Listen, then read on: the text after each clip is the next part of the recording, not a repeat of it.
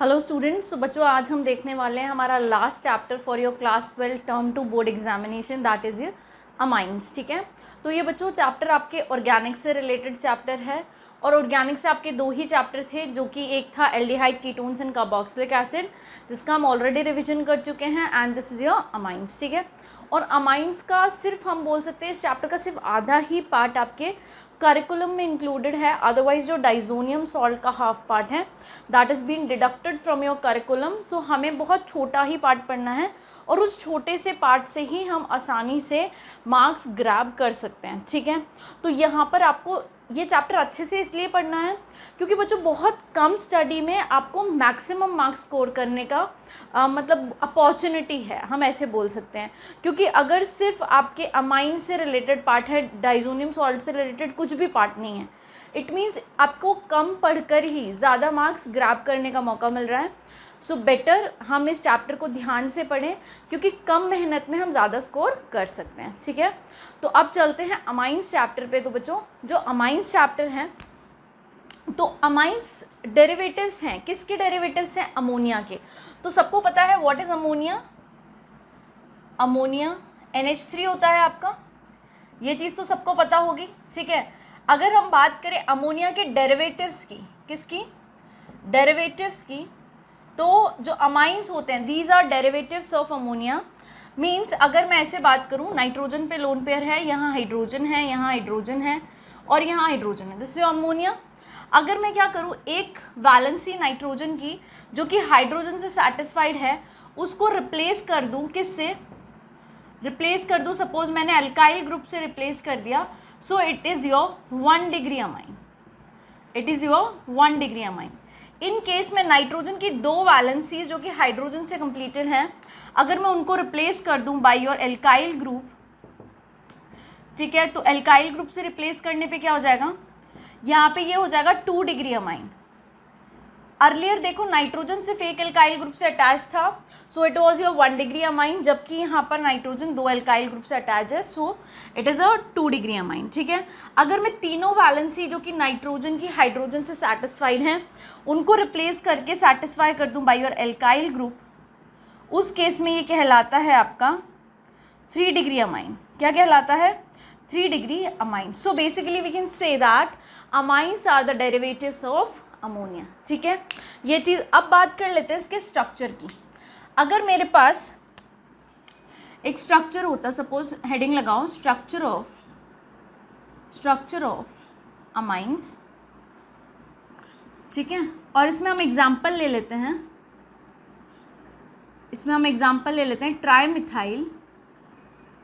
Trimethyl amine. Trimethyl amine समझे क्या होता है? Trimethyl amine is your NR3, this is your trimethyl amine. अगर हम इसका स्ट्रक्चर ड्रॉ करेंगे अकॉर्डिंग टू NCERT, आपका यही डायग्राम गिवन है, यही स्ट्रक्चर गिवन है, तो हम उस स्ट्रक्चर को स्टडी करेंगे। तो उसमें खास बात क्या है? Suppose this is your nitrogen, nitrogen के पास क्या है? Unshared pair of electron. ये क्या है? अनशेयर्ड पेयर ऑफ इलेक्ट्रॉन, या फिर हम इसको लोन पेयर भी बोलते हैं। पेयर ऑफ इलेक्ट्रॉन बोल लो या लोन पेयर बोल लो, एक ही बात है, अनशेयर्ड पेयर ऑफ इलेक्ट्रॉन। ठीक है, और इसके साथ यहाँ पे क्या है? 3 एल्काइल ग्रुप्स अटैच्ड, इस तरीके से। ठीक है, तो बच्चों अगर मैं यहाँ पर आपसे पूछूं कि नाइट्रोजन का हाइब्रिडाइजेशन क्या है, हाइब्रिडाइजेशन आप कैसे निकालते हो? हाइब्रिडाइजेशन आप निकालते हो number of sigma bonds plus lone pair से।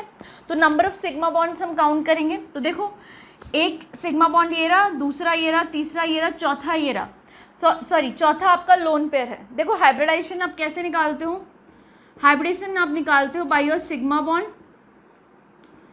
प्लस लोन पेयर, इस तरीके से निकालते हो। तो बच्चों यहाँ सिग्मा बॉन्ड कितने हैं? 1, 2 एंड 3 सिग्मा बॉन्ड्स हैं। लोन पेयर कितना है? सिर्फ एक लोन पेयर है। तो यहाँ पे जो स्टेरिक नंबर आ रहा है दैट इज 4। ठीक है, तो यहाँ पे हाइब्रिडाइजेशन कैसे निकालोगे? 4 है ना, तो sp1 p2 p3, तो हाइब्रिडाइजेशन हो जाएगा इस नाइट्रोजन का, दैट इज sp3। ठीक है, और बच्चों sp3 हाइब्रिडाइजेशन के रिस्पेक्ट में जब हम ज्योमेट्री की बात करते हैं देन वी से आइदर इट इज़ टेट्राहेड्रल, यही बोलते हैं, आइदर क्या टेट्राहेड्रल ही बोलते हैं। ठीक है, और dsp2 केस होता है, उसमें स्क्वायर प्लेनर लिखते हैं।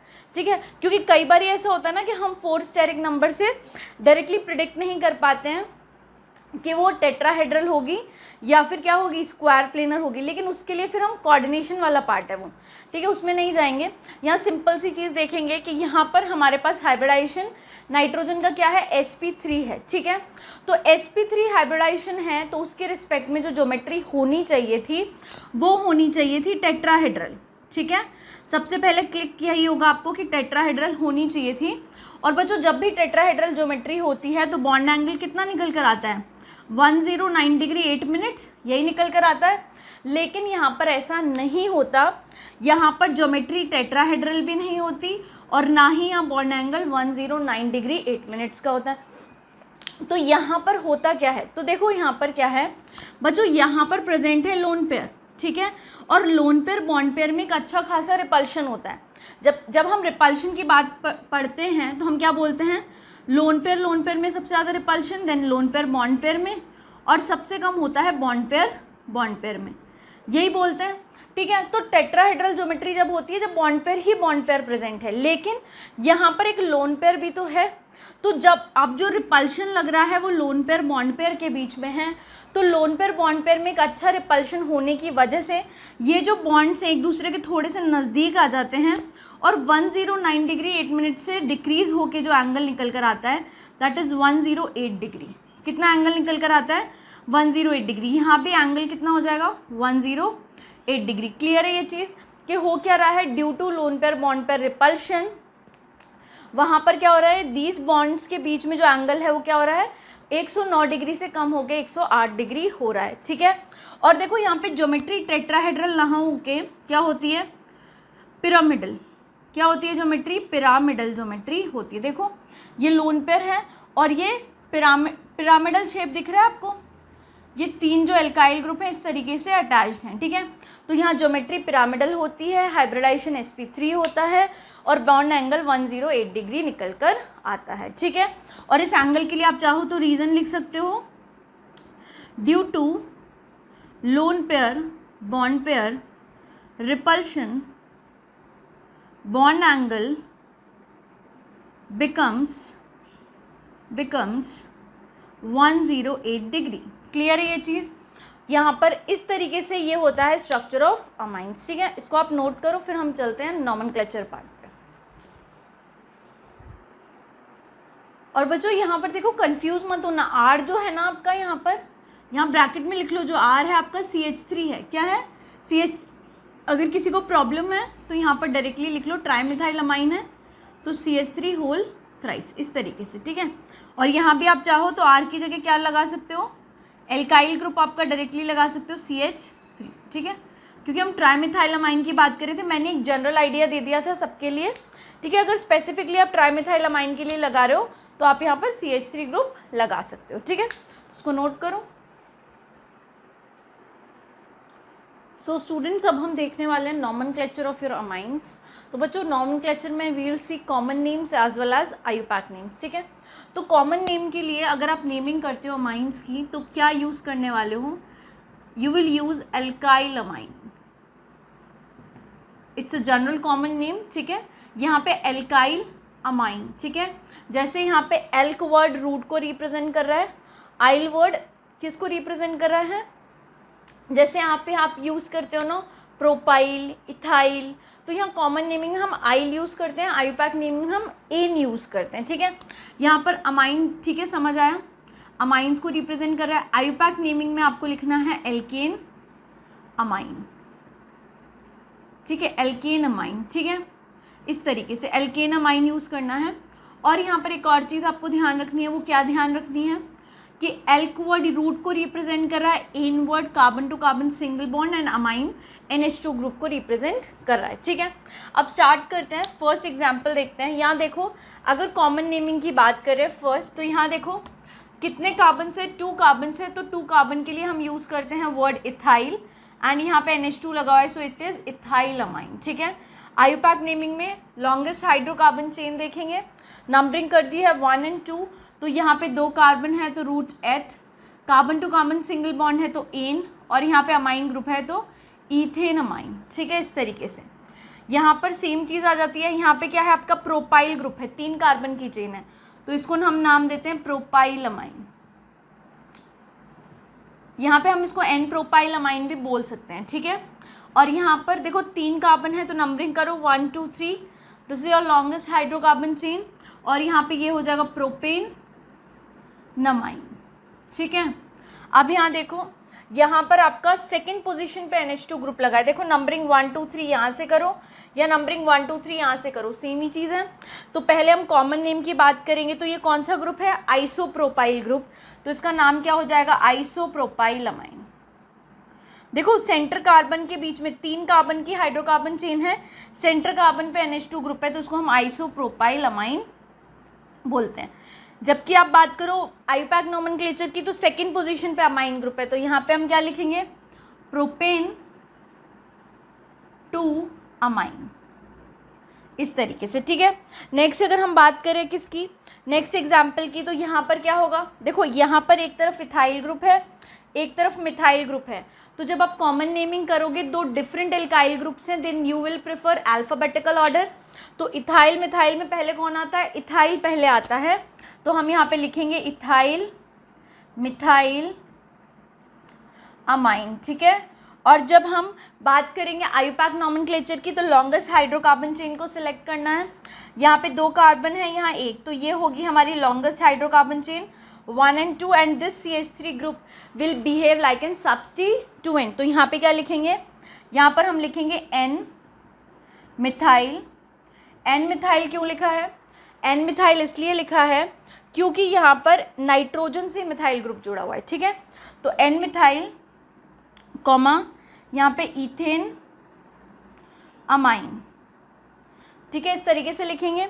नेक्स्ट अगर हम बात करें किसकी, इस वाले एग्जाम्पल की, तो देखो यहाँ पर कितने 3 मिथाइल ग्रुप जुड़े हुए हैं। तो ये क्या है, बेसिकली हुई है 3 डिग्री अमाइन, तो इसको नाम देते हैं tri methyl amine in common naming, tri methyl amine. अभी हमने इसका स्ट्रक्चर भी देखा था। नेक्स्ट अगर हम बात करें आईयूपैक नेमिंग की, 2 को सब्स्टिट्यूएंट मान लो और 1 को मेन ग्रुप मान लो, तो क्या हो जाएगा NN डाईमिथाइल मीथेन अमाइन। तो यहाँ पे लिखेंगे N, dimethyl methane amine. Clear है ये चीज़। अब चलते हैं नेक्स्ट एग्जाम्पल पे। तो यहाँ देखो, यहाँ पर कितने कार्बन दिख रहे हैं, ये तीन CH2 ग्रुप है और एक CH3 है, मतलब यहाँ 4 कार्बन है टोटल। तो नंबरिंग कर सकते हैं 1 2 3 and this is your 4th, ठीक है। 3 कार्बन ये रहे और एक ये रहा, ठीक है। यहाँ पे 2 इथाइल ग्रुप्स लगे हुए हैं, तो यहाँ पर हम इसकी नेमिंग कैसे करते हैं, तो नेमिंग के लिए ध्यान रखेंगे, यहाँ पर हमें लिखना होगा NN diethyl, NN diethyl common name है ये, NN diethyl N butyl amine, ठीक है। अब देखो ध्यान रखेंगे कि NCERT जो है आपकी, NCERT इन सारे एग्जाम्पल्स के लिए N को इंक्लूड नहीं करती है इन कॉमन नेम्स, बट जब इस वाले केस की हम बात करते हैं NN diethyl N butyl amine की, उस केस में वो N को रिप्रेजेंट करते हैं। So we to have to do that, okay. Next अगर हम बात करें आईयूपैक नेमिंग की, तो ये लॉन्गेस्ट हाइड्रोकार्बन चेन है, दीज 2 आर सब्स्टिट्यूएंट्स। तो यहाँ पर हम क्या लिखेंगे NN diethyl butane amine, butane amine, ठीक है। अब देखो यहाँ पर देखो ये एलाइलिक ग्रुप है, क्योंकि जिस कार्बन से आपका फंक्शनल ग्रुप जुड़ा हुआ है वो कार्बन फर्दर किससे अटैच्ड है, sp2 हाइब्रिडाइज कार्बन से। देखो इस कार्बन का हाइब्रिडाइजेशन sp1p2, ठीक है, 3 सिग्मा बॉन्ड है, तो इसका हाइब्रिडाइजेशन sp2 है, तो हम इसको कॉमन नेमिंग में बोलते हैं एलाइल अमाइन, अलाइल अमाइन। जबकि अगर आप इसका आईयूपैक नोमेनक्लेचर करोगे, so you have to do what, numbering. तो 1 2 3 नंबरिंग कर दो। सेकंड पोजीशन पे इन है, तो यहाँ पे हम क्या लगाएंगे, इन। और यहाँ पे 3 कार्बन है, तो what we will use is prop 2 in amine, prop 2 in amine, ठीक है। अब नेक्स्ट अगर हम बात करते हैं किसकी, नेक्स्ट एग्जाम्पल की, तो यहाँ पर देखो, यहाँ पर आपको 6 कार्बन दिख रहे हैं, ठीक है, और दोनों टर्मिनल्स पे आपको NH2 ग्रुप दिख रहे हैं। सो वील राइट हेक्सामिथाइल डाईअमाइन, हेक्सामिथाइल डाईअमाइन, ठीक है। और यहाँ पर किसकी बात करोगे तो आईयूपैक नॉमेनक्लेचर की, तो 6 कार्बन की चेन है, फर्स्ट पोजीशन पे आपको NH2 ग्रुप दिख रहा है और 6 पोजीशन पे NH2 ग्रुप, तो यहाँ पे क्या लिखोगे हेक्सेन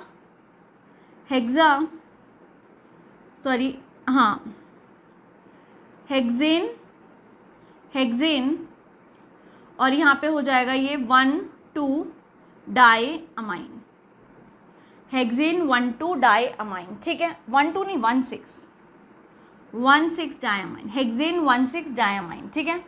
अब देखो अगर हम इसके नॉमेनक्लेचर की बात करें, अब ये क्या है आपके एरोमेटिक अमाइंस हैं, एलिफैटिक अमाइंस हमने देख लिए। अगर नाइट्रोजन की वैलेंसीज किसी अल्काइल ग्रुप से सेटिस्फाइड हैं, these are your aliphatic amines. Other than that, if your NH2 group is attached to an aromatic ring, उनको हम क्या बोलते हैं, अराइल अमाइंस बोलते हैं या एरोमेटिक अमाइंस बोलेंगे। तो यहाँ पे जो आपको दिख रहा है बेंजीन रिंग पर NH2 ग्रुप, इसको हम कॉमन नेमिंग में बोलते हैं एनिलीन। क्या बोलते हैं, एनिलीन। और वैसे अगर हम इसका नाम देखें तो बेंजीन रिंग पर अमाइन ग्रुप जुड़ा हुआ है, तो हम इसको आईपैक नेमिंग में बेंजीन अमाइन भी बोलते हैं, बेंजीन अमाइन, ठीक है। अगर यहाँ पे बात करो तो यहाँ पे NH2 के रिस्पेक्ट में ऑर्थो पोजीशन पे देखें तो CH3 ग्रुप है, तो उसको हम ऑर्थोटोलुइडीन बोलते हैं, ऑर्थोटोलुइडीन, ठीक है। और अगर हम बात करेंगे कि अगर आईयूपैक नेमिंग की, तो यहाँ पर देखो इसके रिस्पेक्ट में ये 1 है, ये 2 है, सेकेंड पोजीशन पे आपका CH3 ग्रुप लगा है, तो हम क्या बोलेंगे 2 methyl benzene amine, 2 methyl benzene amine, ठीक है। नेक्स्ट अगर हम बात करें इस एग्जाम्पल की, तो देखो यहाँ पे पैरा पोजीशन पे आपका ब्रोमो लगा हुआ है, ठीक है, Br लगा हुआ है, तो हम इसको नाम देते हैं पैरा ब्रोमो एनिलीन, ठीक है। और अगर हम इसके आईयूपैक नॉमेनक्लेचर की बात करें तो नंबरिंग करो 1 2 3 4 5 एंड 6, फोर्थ पोजीशन पे Br ग्रुप लगा है, सो वील राइट 4 ब्रोमो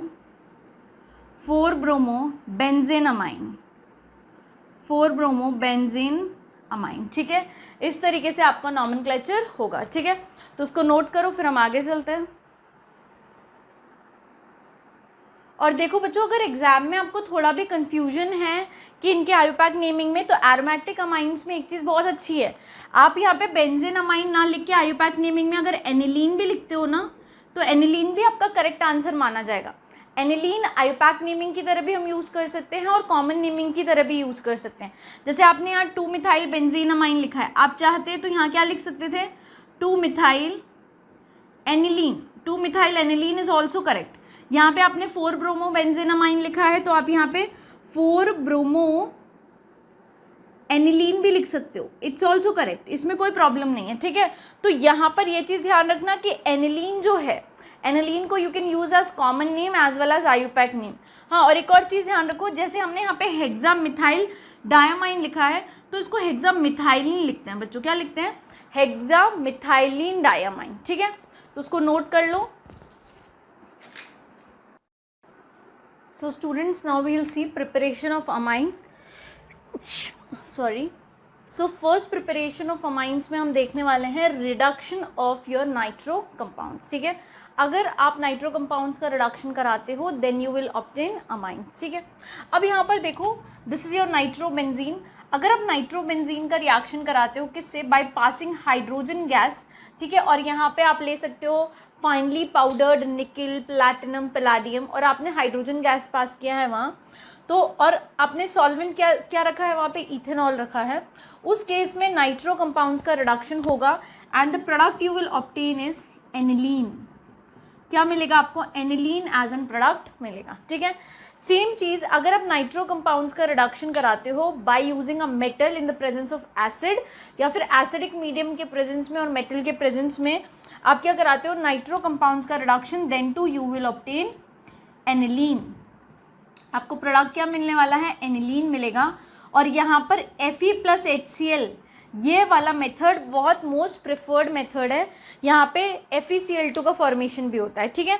तो यहाँ पे अगर प्रेफर्ड मेथड पूछा जाए तो Fe+HCl is use for the reduction of nitro compounds into aniline, ठीक है। नेक्स्ट हम चलते हैं अमोनोलिसिस ऑफ एल्काइल हैलाइड्स, ठीक है। एल्काइल हैलाइड्स का हमें अमोनोलिसिस करना है। तो देखो अगर अमोनिया का रिएक्शन आप किससे कराते हो, एल्काइल हैलाइड से, तो उस केस में बच्चों यहाँ पर पता है क्या बनता है, देखो यहाँ पर क्या है, ये एल्काइल ग्रुप है और ये हैलाइड ग्रुप है। तो यहाँ पे इलेक्ट्रोनेगेटिविटी डिफरेंस होने की वजह से ये पार्शियली पॉजिटिव होता है और आपका हेलोजन ग्रुप पार्शियली नेगेटिव, और नाइट्रोजन के पास लोन पेयर है तो वो इस एल्काइल ग्रुप की क्या करता है, मदद करता है। और यहाँ पे देखो फॉर्मेशन किसका होता है, तो यहाँ पे RNH3 पॉजिटिव, देखो नाइट्रोजन ने क्या दिया है, लोन पेयर दिया है, तो नाइट्रोजन पे पॉजिटिव आना ही है। और यहाँ से हैलाइड ग्रुप क्या होता है, हेलोजन बॉन्ड के इलेक्ट्रॉन लेकर बाहर निकलता है, तो ये किस फॉर्म में बाहर निकलेगा, X- के फॉर्म में। अब due to electrostatic force of attraction ये NH3 पॉजिटिव के पास आके अट्रैक्टेड फॉर्म में प्रेजेंट होता है। और बच्चों ये RNH3 पॉजिटिव X- जो बना है इसको हम क्या नाम देते हैं, this is your substituted ammonium salt, ठीक है, इसको हम नाम क्या देते हैं, सब्स्टिट्यूटेड अमोनियम सॉल्ट। अब बच्चों जब ये सब्स्टिट्यूटेड अमोनियम सॉल्ट का हम रिएक्शन कराते हैं किसी स्ट्रॉन्ग बेस से, जैसे हमने यहाँ पे लिया है सोडियम हाइड्रोक्साइड, उस केस में यहाँ पर क्या होता है, तो उस केस में जब आपका substituted ammonium salt reacts with your strong base it forms primary amines, क्या बनाता है, प्राइमरी अमाइन, और फिर प्राइमरी अमाइन फर्दर रिएक्शन करके secondary, then tertiary, then quaternary, इस तरीके से आपके अमाइंस सक्सेसिवली बनते जाते हैं। तो यहाँ पर क्या होगा, इनिशियली जब आपका अमोनियम सॉल्ट जो है वो रिएक्ट करता है बेस से, तो हमें प्राइमरी अमाइन मिलता है, RNH2 मिलता है, साथ ही यहाँ से वाटर का रिमूवल होता है, ठीक है, साथ ही यहाँ से NaX का रिमूवल होता है, ठीक है। अब देखो यहाँ पर ये क्या बन गया है आपका, प्राइमरी अमाइन। अब प्राइमरी अमाइन बन गया है, ये फर्दर रिएक्ट करता है किससे, एल्काइल हैलाइड से, बेस का प्रेजेंस तो है ही, तो बेस का प्रेजेंस भी है, एल्काइल हैलाइड से वापस रिएक्ट करता है, ये बनाता है आपका सेकेंडरी अमाइन, क्या बनाता है, सेकेंडरी अमाइन, RNH R लिखो या R2NH लिखो, एक ही बात है, ठीक है। अब ये सेकेंडरी अमाइन फर्दर रिएक्ट करता है alkyl halides in the presence of base, तो ये क्या बनाता है, 3 डिग्री अमाइन, या फिर हम बोल सकते हैं टर्शरी अमाइन बनाता है, ठीक है, NH नहीं लगाएंगे अब, ठीक है, R3N बनाता है। और फर्दर एल्काइल हैलाइड से रिएक्शन पर यहाँ पर क्या बनता है, देखो R4NH3 पॉजिटिव और साथ ही यहाँ पे X-, ठीक है। इस तरीके से हमें क्या मिलता है, अमोनियम सॉल्ट लास्ट में मिल जाता है, ठीक है। एक मिनट रुको, हाँ तो बच्चों, अरे यहाँ पर हमने 3 हाइड्रोजन क्यों लगाए हैं, 3 हाइड्रोजन नहीं लगाने हैं, देखो ये हो जाएगा आपका NR4NX-, ठीक है। अब यहाँ पर देखो आपको समझ के आ रहा होगा, इनिशियली जो NH3 है आपका वो एल्काइल हैलाइड से रिएक्ट कर रहा है, क्यों, क्योंकि NH3 यहाँ पे न्यूक्लियोफाइल की तरह बिहेव कर रहा है, ये न्यूक्लियस सेंटर को लोन पेयर दे रहा है, बॉन्ड का फॉर्मेशन कर रहा है, और यहाँ पे हमें सब्स्टिट्यूटेड अमोनियम सॉल्ट मिल रहा है, ठीक है। नेक्स्ट इसका अमोनियम सॉल्ट का रिएक्शन जो है हमने NaOH से कराया, हमको प्राइमरी अमाइन मिला, primary amine further alkyl halide से रिएक्ट करेगा in the presence of base, तो हमें सेकेंडरी अमाइन मिलेगा, आप चाहो तो लिख लो, this is your 1 degree, this is your 2 degree, this is your 3 degree, और ये क्या है आपका क्वाटरनरी या 4 डिग्री भी लिख सकते हो अमोनियम सॉल्ट।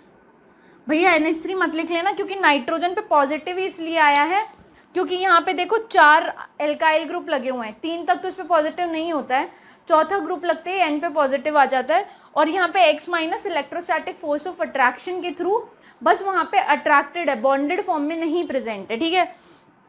तो यहाँ पे 2 डिग्री अमाइन बनेगा, फिर 3 डिग्री, फिर फाइनली हमको क्वाटरनरी अमोनियम सॉल्ट मिलता है, ठीक है। अब देखो यहाँ पर ये जो मेथड है लीस्ट प्रेफरेबल है, ऐसा क्यों, क्योंकि बच्चों ऐसी कोई भी रिएक्शन जिसमें मल्टीपल प्रोडक्ट्स आपको मिलते हैं, दोज रिएक्शंस या those preparation methods are not preferred, क्योंकि फिर उनका सेपरेशन करना बहुत मुश्किल होता है, और वो इकोनॉमिकली क्या होते हैं, ज़्यादा हम बोल सकते हैं एक्सपेंसिव हो जाते हैं, तो हम इनको इंडस्ट्रियल पॉइंट ऑफ व्यू से इम्पॉर्टेंट नहीं मानते हैं।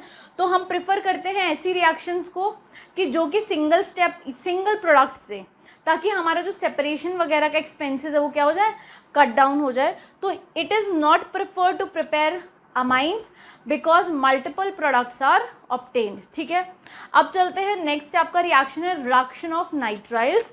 तो देखो नाइट्राइल का जब आप रिडक्शन कर रहे हो इन the presence of by passing hydrogen gas और वहाँ पे आपने पाउडर्ड फॉर्म में निकल रखा है, तो उस केस में हमें प्राइमरी अमाइन मिलेगा। यहाँ पर देखो RCH2NH2 मिल गया ना। यहाँ पे अब आपका एल्काइल ग्रुप जो है वो कुछ भी हो सकता है। ठीक है, और देखो अगर आप यहाँ पे sodium amalgam in the presence of ethanol रखते हो, उस केस में भी क्या होगा, आपको अमाइन का फॉर्मेशन देखने को मिलेगा। ठीक है, तो बच्चों यहाँ पे अल्टीमेटली नाइट्राइल का रिडक्शन हो रहा है और अमाइन मिल रहा है।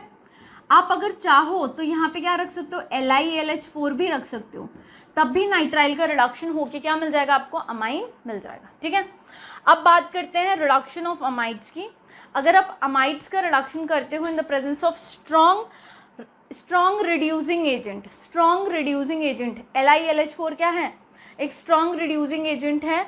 तो यहाँ पर क्या करता है, ये रिडक्शन करता है अमाइड का। तो यहाँ से simply carbon to oxygen 2 bond cleave होते हैं और कार्बन की 2 वैलेंसी फ्री हुई हैं वो किससे सेटिस्फाई हो जाती हैं, हाइड्रोजन से। और यहाँ पे हमें किसका फॉर्मेशन देखने को मिलता है, अमाइन का। किसका फॉर्मेशन देखने को मिला है, अमाइन का।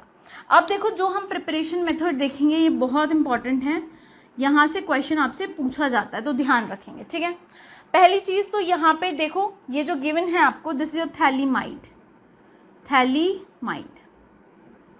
ठीक है, जब आप थैलीमाइड का रिएक्शन कराते हो KOH से, ठीक है, KOH से या इथेनॉलिक KOH भी लिख सकते हो, कोई प्रॉब्लम नहीं है। अगर यहाँ पे इथेनॉलिक KOH लिखा है तो भी कोई प्रॉब्लम नहीं है।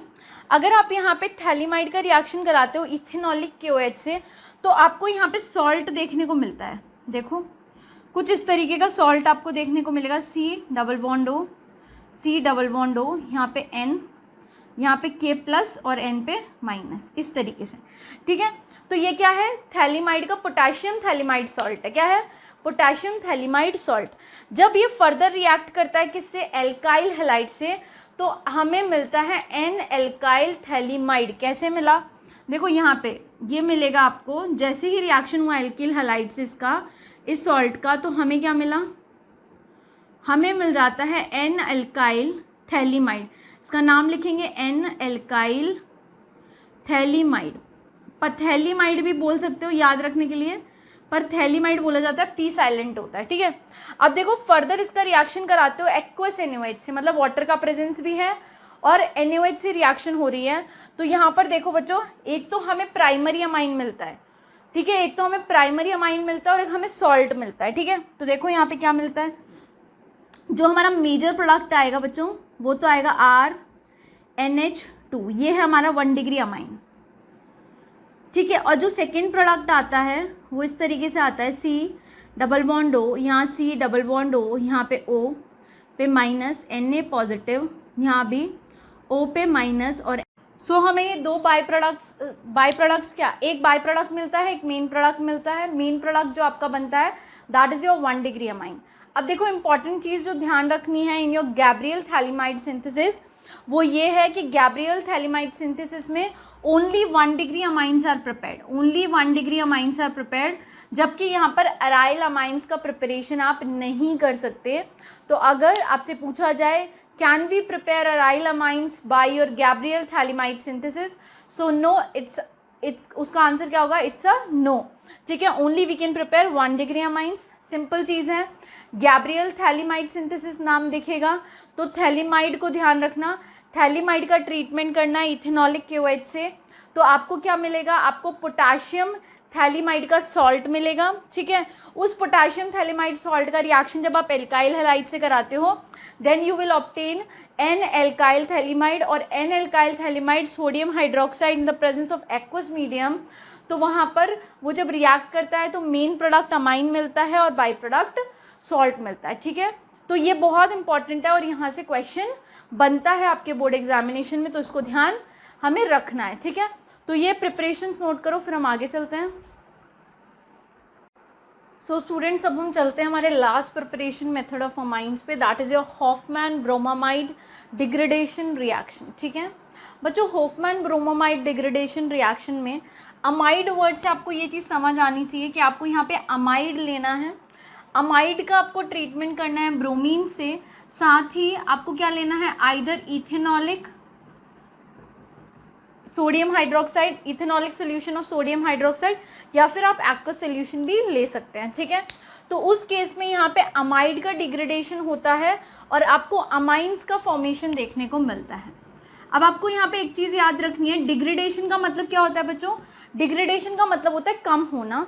तो यहाँ पर होता क्या है, जो भी आपका अमाइड है उसमें जो भी आपका एल्काइल ग्रुप लगा हुआ है वो एल्काइल ग्रुप NH2 के साथ जुड़ जाता है और अमाइन बनाता है। और यहाँ पर हम बोल सकते हैं कि एक कार्बन लेस अमाइन का फॉर्मेशन होता है, मतलब ये जो कार्बोनाइल वाला कार्बन है ना, ये जो पार्ट है ये हट जाता है और ये एल्काइल ग्रुप आपका NH2 के साथ जॉइन होके क्या बना लेता है, आपका अमाइन का फॉर्मेशन कर लेता है, ठीक है। तो जो भी आपने अमाइड लिया है, जो भी अमाइड लिया है, जैसे मान लो यहाँ पे होता आपका इथेन अमाइड होता, ठीक है, तो 1 कार्बन लेस अमाइन का फॉर्मेशन होता, मतलब मीथेन अमाइन का फॉर्मेशन होता। इस तरीके से आपको क्या करना है, ध्यान रखना है कि जो भी अमाइन बनने वाला है, जो भी अमाइन बनने वाला है वो कैसा होगा, 1 कार्बन लेस होगा, ठीक है। जैसे यहाँ पे एक एल्काइल ग्रुप था, एक कार्बन था, यहाँ पे एक कार्बन कम हो गया, सिर्फ एल्काइल ग्रुप और NH2 है, ठीक है। अब चाहो तो उसको बैलेंस कर लो, 2 NaBr एंड 2 H2, ठीक है। तो ये आपका क्या था, this was your Hofmann bromamide degradation reaction. अब चलते हैं बच्चों फिजिकल प्रॉपर्टीज़ पे। तो फिजिकल प्रॉपर्टीज़ में सबसे पहले हम बात करेंगे फिजिकल स्टेट की, ठीक है। तो बच्चों अगर फिजिकल स्टेट की बात करें तो हम फर्स्ट बात करेंगे, अगर आपके पास 1 कार्बन या 2 कार्बन है अमाइन में तो फिर वो किस स्टेट में एग्जिस्ट करता है, गैशियस। अगर हम बात करें कार्बन अगर 3 से लेकर 8 कार्बन के अराउंड है आपके अमाइन में तो वो होगा आपका लिक्विड। लेकिन अगर आपके किसी अमाइन में 8 से ज़्यादा कार्बन है, ठीक है, 8 से ज़्यादा कार्बन है, उस केस में वो हो जाता है सॉलिड, ठीक है। नेक्स्ट अगर आप बात करो एनिलीन की, एनिलीन की ये कैसा होता है बच्चों, कलरलेस। ये कलर की बात कर रही हूँ मैं, कैसा होता है, ये कलरलेस होता है, लेकिन समटाइम्स एटमॉस्फेरिक ऑक्सीजन की वजह से ये ऑक्सीडेशन हो जाता है इसका और ये डिफरेंट कलर शो करता है, ठीक है। ये चीज़ याद रखनी है हमको, ठीक है। नेक्स्ट हम बात करते हैं सेकेंड प्रॉपर्टी की, that is solubility, that is solubility, ठीक है। अब जब आप सॉल्युबिलिटी की बात कर रहे हो तो सॉल्युबिलिटी में आपको ध्यान क्या रखना है कि जितना हाइड्रोफोबिक पार्ट कम होगा उतनी ज़्यादा सॉल्युबिलिटी होगी। मतलब जैसे जैसे हाइड्रोकार्बन चेन बढ़ती जाती है, हाइड्रोफोबिक पार्ट या हाइड्रोकार्बन चेन का जो पार्ट है जो कि नॉन पोलर है वो बढ़ता जाता है, जिसकी वजह से वाटर में सॉल्युबिलिटी अमाइंस की कम होती जाती है, ठीक है। तो यहाँ पे एक पॉइंट लिखेंगे, lower amines show good solubility in water, good solubility in water। और वाटर में सॉल्युबिलिटी क्यों शो करते हैं, ड्यू टू हाइड्रोजन बॉन्डिंग। जैसे अगर मैंने लिया है यहाँ पे CH3N, यहाँ पे H, यहाँ पे H, ठीक है। अगर हम वाटर से इसका क्या देखेंगे, वाटर से इसकी हाइड्रोजन बॉन्डिंग देखेंगे तो कुछ इस तरीके से होगी। यहाँ देखो, नाइट्रोजन से जुड़ा हुआ हाइड्रोजन ऑक्सीजन से हाइड्रोजन बॉन्डिंग करेगा, नाइट्रोजन से जुड़ा हुआ हाइड्रोजन ऑक्सीजन से बॉन्डिंग शो करेगा। इस तरीके से यहाँ पे वाटर का कोई मॉलिक्यूल होगा तो वो हाइड्रोजन इस नाइट्रोजन से बॉन्डिंग शो करेगा। तो इस तरीके से हाइड्रोजन बॉन्डिंग होने की वजह से लोअर अमाइंस अच्छी सॉल्युबिलिटी शो करते हैं, जबकि हायर अमाइंस में ये जो एल्काइल पार्ट है ना ये बढ़ा होने की वजह से बढ़ता जाता है और हाइड्रोफोबिक पार्ट बढ़ रहा है तो वहाँ पे सॉल्युबिलिटी कम होगी, ठीक है। तो यहाँ पे लिखेंगे due to hydrogen bonding. Second point ज़रूर लिखेंगे, इसमें क्या लिखेंगे, in case of higher amines hydrophobic part bracket में लिखेंगे, हाइड्रोकार्बन चेन को ही हम हाइड्रोफोबिक पार्ट बोल रहे हैं, increases therefore solubility of higher amines decreases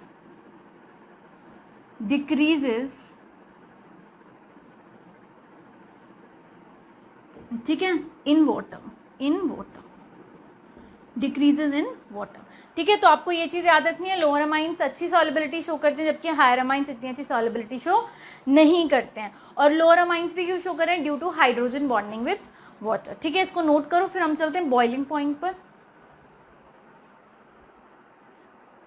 सो बच्चों अब हम बात कर लेते हैं थर्ड प्रॉपर्टी की, that is your boiling point.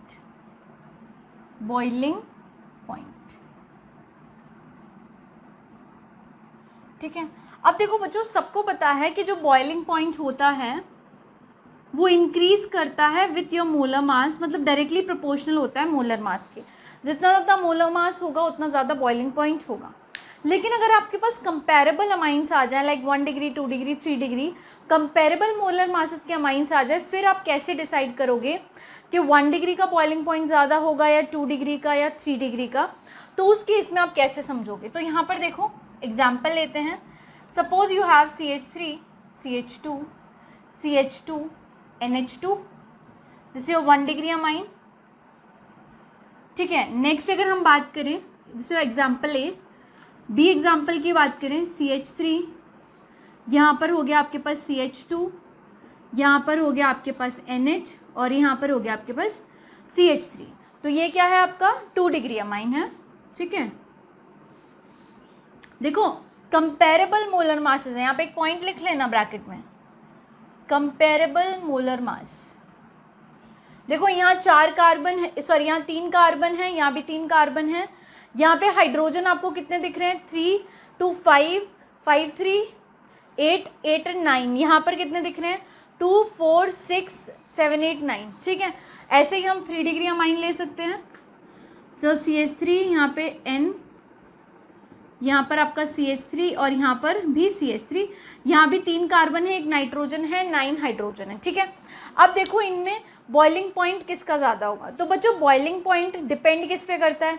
अगर आपके मॉलिक्यूल्स के बीच में अच्छा फोर्स ऑफ अट्रैक्शन है तो बॉइलिंग पॉइंट ज़्यादा होता है। अगर वीक फोर्स ऑफ अट्रैक्शन है तो आसानी से एवेपोरेशन देखने को मिलता है, मतलब बॉइलिंग पॉइंट कम है। ठीक है, तो यहाँ पर देखो क्या हो रहा है, अगर आप बात करो कि 1 डिग्री अमाइन के मॉलिक्यूल्स के बीच में कैसा फोर्स ऑफ अट्रैक्शन है, तो देखो इनके बीच में होती है हाइड्रोजन बॉन्डिंग। कैसे होगी? देखो यहाँ पे आपके पास है CH3, यहाँ है CH2, यहाँ है CH2, यहाँ है N, यहाँ पर है H, यहाँ पर है H, इस तरीके से होगा।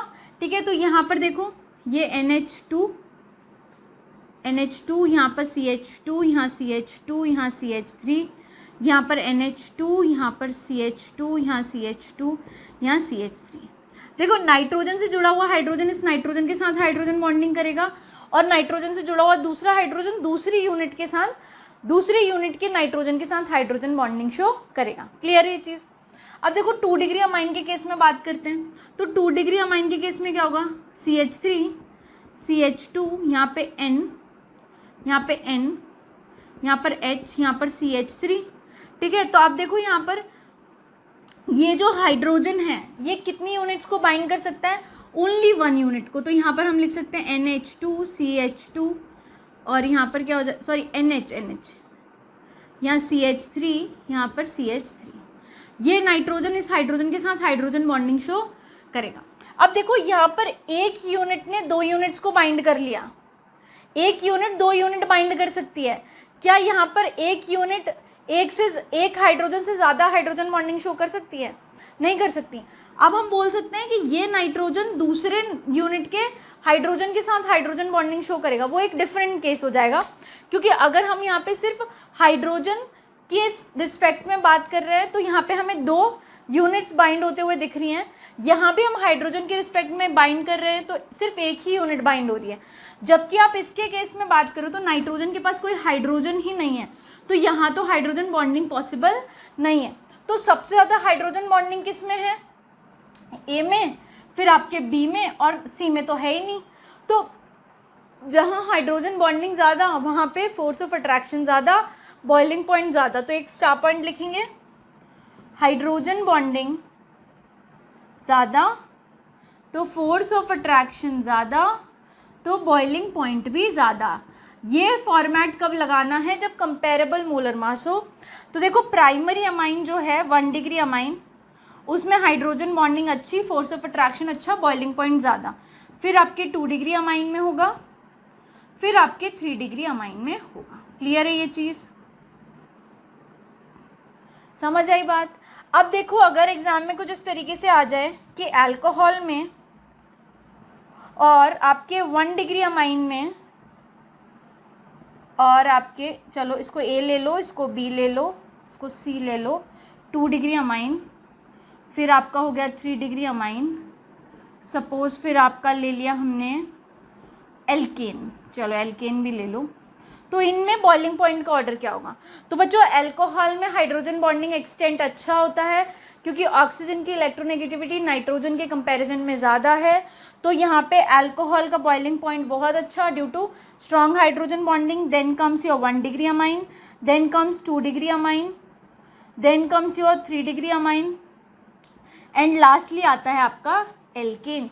तो आपको इस तरीके से ये ऑर्डर ध्यान रखना है कि एक्सटेंट ऑफ हाइड्रोजन बॉन्डिंग जितनी अच्छी, बॉइलिंग पॉइंट उतना ज़्यादा होगा क्योंकि मॉलिक्यूल्स के बीच में फोर्स ऑफ अट्रैक्शन क्या है? ज़्यादा है। ठीक है, तो ये आपकी लास्ट प्रॉपर्टी थी, इसको नोट करो। अब हम चलेंगे इसके बाद केमिकल रिएक्शंस पे।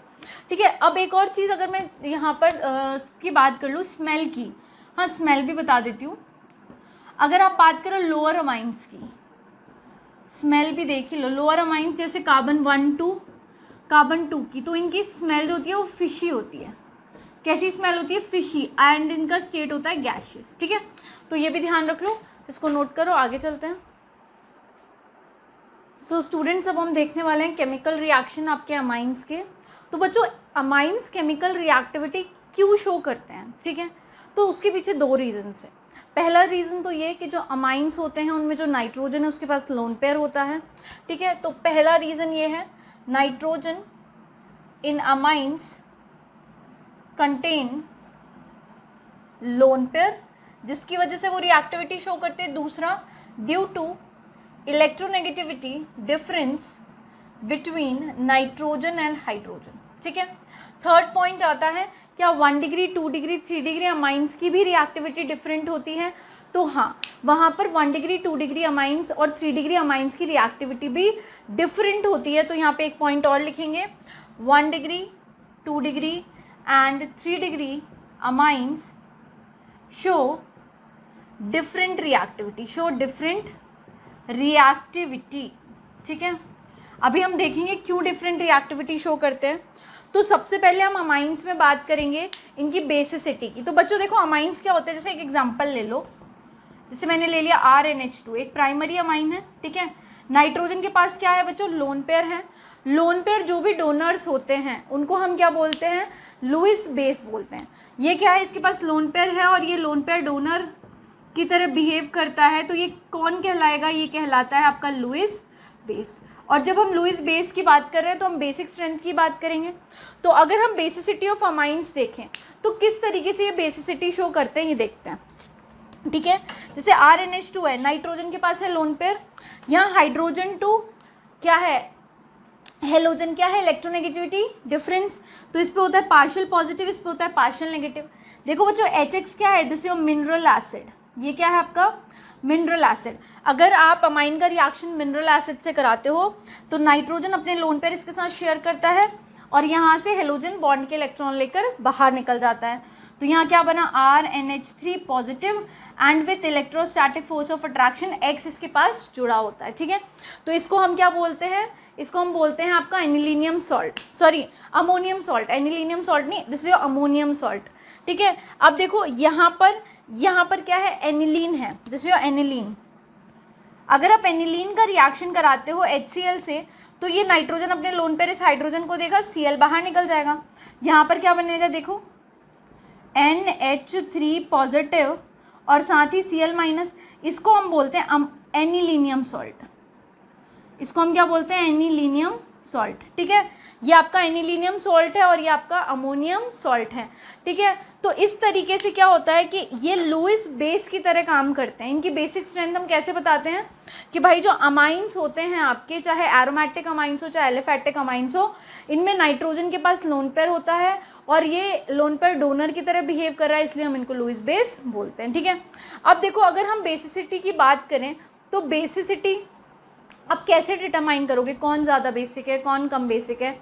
तो उसके लिए आपके पास एक डेटा होना चाहिए। कैसे आएगा वो डेटा? देखो, अगर RnH2 का रिएक्शन आप वाटर से करा दिया, ठीक है, RnH2 का रिएक्शन आपने वाटर से कराया, तो उस केस में यहाँ पे क्या होगा?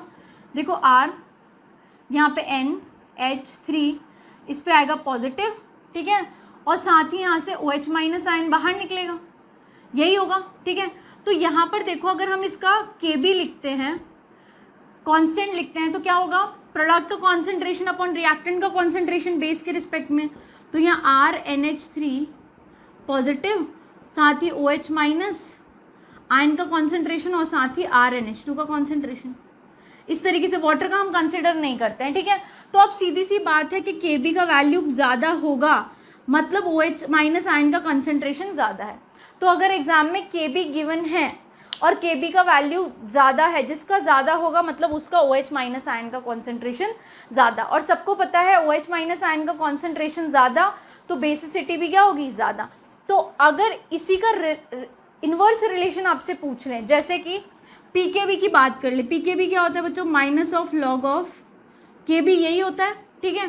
तो सीधी सी बात है, आपको ध्यान क्या रखनी है वो ये है, मैं बॉक्स में लिख देती हूँ कि अगर Kb का वैल्यू ज़्यादा तो बेसिसिटी ज़्यादा। क्यों ज़्यादा? क्योंकि भैया OH माइनस आयन का कॉन्सेंट्रेशन ज़्यादा। देखो, डायरेक्ट रिलेशन है OH माइनस और Kb का।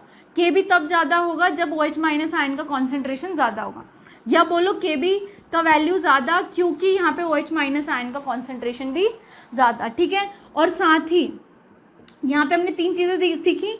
Kb ज़्यादा मतलब बेसिसिटी ज़्यादा क्योंकि OH माइनस आयन का कॉन्सेंट्रेशन ज़्यादा, जबकि pKb और Kb में इन्वर्स रिलेशन होता है। तो Kb अगर ज़्यादा है तो pKb कम होना चाहिए, मतलब जितना कम pKb होगा बेसिसिटी उतनी ज़्यादा होगी। तो आप चाहो तो एक नोटेशन और लगा लो यहाँ पे, क्योंकि pKb की वैल्यूज़ ही दी जाती है।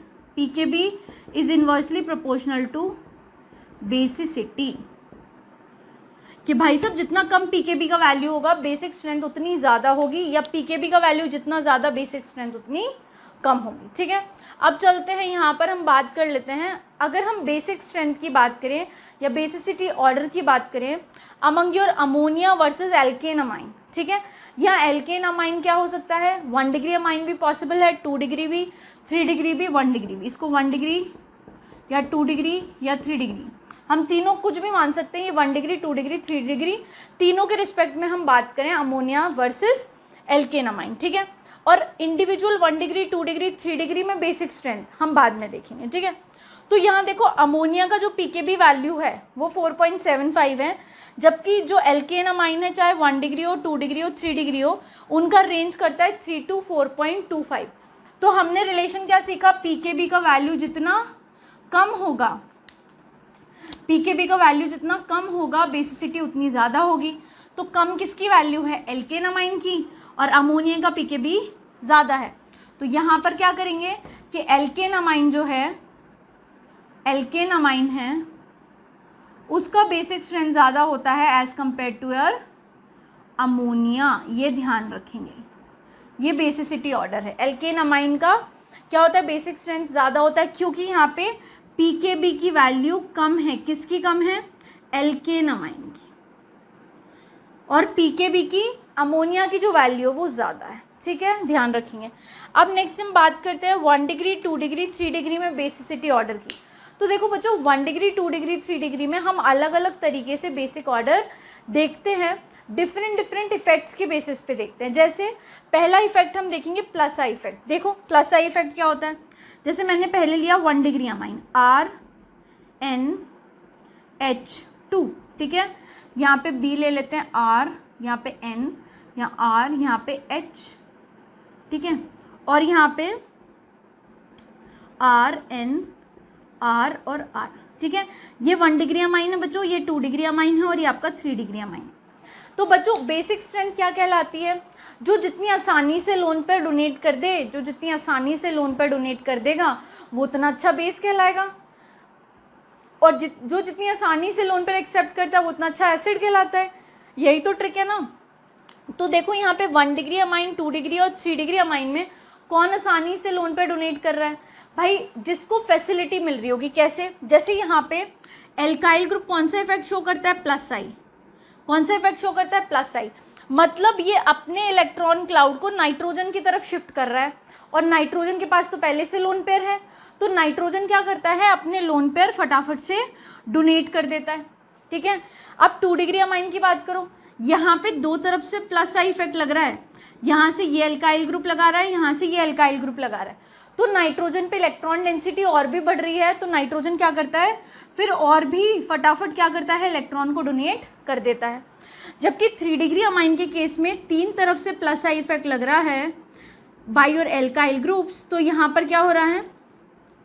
नाइट्रोजन पे इलेक्ट्रॉन डेंसिटी और भी बढ़ रही है, फिर वो दुगनी तिगनी रफ्तार से नाइट्रोजन अपने लोन पर डोनेट कर देता है।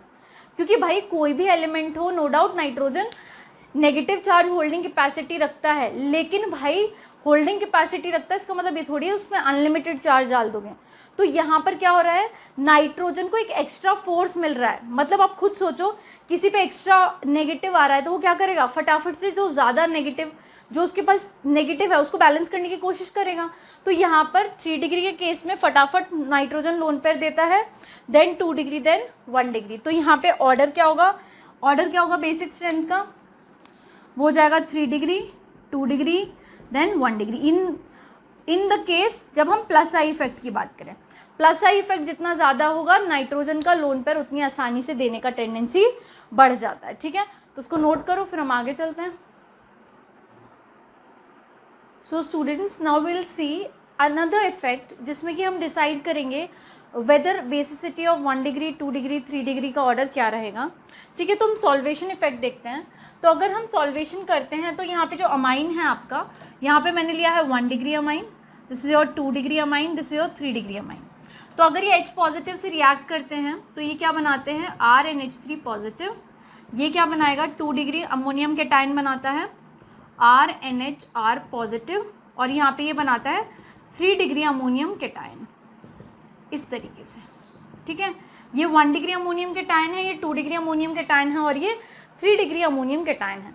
बच्चों सॉल्वेशन का मतलब आप समझते हो? सॉल्वेशन का मतलब है कि वाटर के साथ इंटरेक्शन होगा, मतलब वाटर के साथ हाइड्रोजन बॉन्डिंग हम देखेंगे। तो आप एक चीज़ ध्यान रखना, जितना ज़्यादा सॉल्वेशन होता है बेसिसिटी उतनी ज़्यादा होती है, क्योंकि स्टेबिलिटी बढ़ जाती है। ठीक है, तो यहाँ पे ध्यान रखेंगे सॉल्वेशन ज़्यादा, बेसिसिटी ज़्यादा। अब जैसे 1 डिग्री अमोनियम कैटायन की बात करो, RNH, यहाँ पे H, यहाँ पर H। ठीक है, ये पॉजिटिव। अब आप ये क्या करेगा? ये 3 वाटर मॉलिक्यूल के साथ हाइड्रोजन बॉन्डिंग शो करेगा इस तरीके से। ठीक है, यहाँ पे ये भी शो करेगा, डायरेक्ट लिख देती हूँ OH2, यहाँ भी शो करेगा ये OH2 इस तरीके से। ये तो हमने 1 डिग्री की बात की। अगर आप 2 डिग्री की बात करोगे तो ये हो जाएगा RNH, यहाँ पे R, यहाँ पे ये 2 डिग्री अमोनियम कैटायन है, तो ये क्या करेगा? ये सिर्फ 2 वाटर मॉलिक्यूल के साथ ही हाइड्रोजन बॉन्डिंग शो करेगा। ठीक है, अगर आप बात करो 3 डिग्री की, RN, यहाँ पर आपका हो जाएगा हाइड्रोजन, यहाँ R, यहाँ पर R, यहाँ पॉजिटिव, ये सिर्फ एक ही वाटर मॉलिक्यूल के साथ हाइड्रोजन बॉन्डिंग शो कर रहा है। ठीक है, तो सॉल्वेशन अच्छा किसका? 1 डिग्री का, फिर आपके 2 डिग्री का, और फिर आपके 3 डिग्री का, क्योंकि यहाँ पे 3 वाटर मॉलिक्यूल के साथ हाइड्रोजन बॉन्डिंग देखने को मिल रही है, यहाँ सिर्फ 2 के साथ और यहाँ सिर्फ 1 के साथ। तो यहाँ पर जो ऑर्डर होगा बेसिसिटी का order according to solvation effect, तो वो होगा 1 डिग्री का सबसे ज़्यादा, फिर 2 डिग्री, फिर आपका 3 डिग्री। ठीक है, नेक्स्ट बात करते हैं शील्डिंग इफेक्ट की। तो बच्चों शील्डिंग इफेक्ट देखो, यहाँ पे RNH2, ये आपका 1 डिग्री अमाइन है, RNR, यहाँ H, ये आपका 2 डिग्री अमाइन है RNR, और ये R, ये आपका 3 डिग्री अमाइन है। तो बच्चों यहाँ देखो, यहाँ पर अगर कोई लोन पेयर को अप्रोच करने के लिए आ रहा है, ठीक है, तो कहाँ पर आसानी से लोन पेयर को अप्रोच कर सकता है? वो आसानी से यहाँ पर लोन पेयर को अप्रोच कर सकता है, क्योंकि सिर्फ एक ही बल्की ग्रुप है। जबकि यहाँ 2 बल्कि ग्रुप है, जबकि यहाँ पर 3 बड़े बड़े ग्रुप लगे हुए हैं, तो हम बोल सकते हैं कि नाइट्रोजन के जो लोन पेयर हैं वो इजीली 1 डिग्री में अप्रोचेबल है, फिर 2 डिग्री में और फिर 3 डिग्री में। तो ऑर्डर क्या होगा स्ट्रेंथ का? 1 डिग्री, 2 डिग्री, 3 डिग्री। क्योंकि बच्चों जितनी आसानी से नाइट्रोजन के लोन पेयर अप्रोचेबल होंगे उतनी अच्छी तरीके से नाइट्रोजन लोन पेयर दे सकता है, ठीक है। और कम बल्कीनेस तो आसानी से नाइट्रोजन के लोन पेयर अप्रोचेबल है और वो उतनी अच्छी बेसिसिटी शो करेगा, ठीक है। नेक्स्ट बात करते हैं कि मैम अगर आपने तो ये बता दिया कि प्लस आई इफेक्ट में आपका 3 डिग्री, 2 डिग्री, 1 डिग्री होता है, आपके सॉल्वेशन में 1 डिग्री, 2 डिग्री, 3 डिग्री का ऑर्डर होता है, और शील्डिंग इफेक्ट में 1 डिग्री, 2 डिग्री, 3 डिग्री का ऑर्डर होता है। अगर एग्जाम में क्वेश्चन आता है तो हम कौन सा इफेक्ट के हिसाब से लगाएंगे? या तो ऑर्डर डिफरेंट है और वो आपको इफेक्ट देते नहीं है, तो अगर 1 डिग्री, 2 डिग्री, 3 डिग्री आ गया तो क्वेश्चन सॉल्व होगा कैसे? तो ध्यान क्या रखना है, अगर क्वेश्चन में आ गया जो भी अमाइन गिवन है उसमें एल्काइल ग्रुप C2H5 है तो फिर ऑर्डर क्या होगा, और अगर एल्काइल ग्रुप CH3 है तब ऑर्डर क्या होगा? तो ध्यान दोगे, अगर आपका एल्काइल ग्रुप C2H5 है उस केस में क्या होगा? ये आपने 1 डिग्री अमाइन लिया है, ये C2H5 के रिस्पेक्ट में आपने 2 डिग्री अमाइन लिया है, ठीक है। और यहाँ पर ले लेते हैं हम 3 डिग्री अमाइन, C2H5N, यहाँ पर C2H5, यहाँ पर C2H5, इस तरीके से। तो देखो बच्चों, जब भी एल्काइल ग्रुप आपका C2H5 होगा, जब भी एल्काइल ग्रुप आपका C2H5 होगा तो आपको सीधा सीधा ऑर्डर जो याद रखना है वो याद रखना है 2 डिग्री, फिर 3 डिग्री और फिर 1 डिग्री। ये ऑर्डर आपको याद होना चाहिए। ये कंबाइन इफेक्ट्स के हिसाब से ऑर्डर निकाला है, ठीक है। अगर इंडिविजुअली इफेक्ट के हिसाब से पूछेंगे तो ये बताएंगे, अगर कोई इफेक्ट कुछ नहीं पूछा है, एल्काइल ग्रुप C2H5 है तो सीधा ऑर्डर होगा 2 डिग्री, 3 डिग्री, 1 डिग्री। 2 डिग्री की बेसिसिटी ज़्यादा, फिर 3 डिग्री की, फिर 1 डिग्री की, ठीक है। अगर बच्चों एल्काइल ग्रुप CH3 है फिर कैसा होगा? फिर ऑर्डर चेंज हो जाता है बच्चों। तो देखो जैसे CH3NH2 1 डिग्री अमाइन है, यहाँ पर CH3NH, CH3 2 डिग्री अमाइन है, और यहाँ पर CH3N, CH3, यहाँ CH3, ये आपका 3 डिग्री अमाइन है। तो बच्चों ऑर्डर ध्यान रखेंगे, दैट इज़ 2 डिग्री, फिर 1 डिग्री, फिर 3 डिग्री, ये ऑर्डर होता है। इथाइल ग्रुप है अगर एल्काइल ग्रुप तो उस केस में बेसिसिटी ऑर्डर होगा 2 डिग्री, 3 डिग्री, 1 डिग्री। और अगर मिथाइल ग्रुप है आपके अमाइंस में तो 1 डिग्री अमाइन, 2 डिग्री और 3 डिग्री अमाइंस में सबसे ज़्यादा बेसिसिटी 2 डिग्री की होती है, फिर होती है 1 डिग्री की, फिर होती है 3 डिग्री की। क्लियर है ये चीज़? तो देखो बच्चों यहाँ पर हमने ये सारी चीज़ें देख ली। अब हम चलते हैं बेसिसिटी ऑर्डर किसकी? अमोनिया वर्सेस एनिलीन की। तो देखो अमोनिया में और एनिलीन में किसका बेसिसिटी ऑर्डर ज़्यादा होगा? तो बच्चों बेसिसिटी ऑर्डर जो होता है वो अमोनिया का ज़्यादा होता है, क्योंकि एनिलीन में जो नाइट्रोजन के लोन पेयर हैं वो किस में इन्वॉल्व हो जाते हैं? रेजोनेंस में इन्वॉल्व हो जाते हैं। रेजोनेंस में इन्वॉल्व हो जाते हैं, वो अवेलेबल ही नहीं होते डोनेशन के लिए, इसलिए ammonia is a good base and aniline is not that good base. देखो यहाँ पे मैं इसके रेजोनेटिंग स्ट्रक्चर्स भी बता देती हूँ। यहाँ पे NH2 है, ये लोन पेयर हैं, ये लोन पेयर यहाँ शिफ्ट होंगे, बॉन्ड के इलेक्ट्रॉन यहाँ शिफ्ट होंगे, तो यहाँ पर क्या बनेगा? देखो नेगेटिव चार्ज यहाँ पर इस तरीके से, यहाँ डबल बॉन्ड, यहाँ पे NH2 इस पर आ गया पॉजिटिव, ठीक है। और यहाँ पे ये इलेक्ट्रॉन यहाँ शिफ्ट होंगे, बॉन्ड के इलेक्ट्रॉन यहाँ शिफ्ट होंगे, तो यहाँ पे क्या बन जाएगा? देखो इस तरीके से, यहाँ पे यहाँ बॉन्ड के इलेक्ट्रॉन, यहाँ नेगेटिव चार्ज, यहाँ बॉन्ड के इलेक्ट्रॉन NH2 पॉजिटिव। इस तरीके से क्या होगा? ये इलेक्ट्रॉन यहाँ शिफ्ट होंगे, बॉन्ड के इलेक्ट्रॉन यहाँ शिफ्ट होंगे, तो यहाँ पर देखो क्या बन जाएगा? यहाँ बॉन्ड और यहाँ बॉन्ड, सॉरी ये बॉन्ड अभी नहीं बनेगा, यहाँ नेगेटिव चार्ज, यहाँ NH2 पॉजिटिव। इस तरीके से ये इलेक्ट्रॉन यहाँ शिफ्ट होंगे, बॉन्ड के इलेक्ट्रॉन नाइट्रोजन पे वापस जाएंगे, तो देखो यहाँ पे कुछ इस तरीके से ये बन जाएगा NH2, ठीक है। तो ऐसे 5 रेजोनेटिंग स्ट्रक्चर्स हमको देखने को मिलते हैं।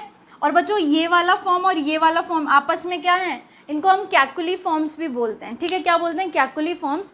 तो यहाँ पर ये ध्यान रखेंगे, लिख लेंगे, aniline is less basic than ammonia due to resonance.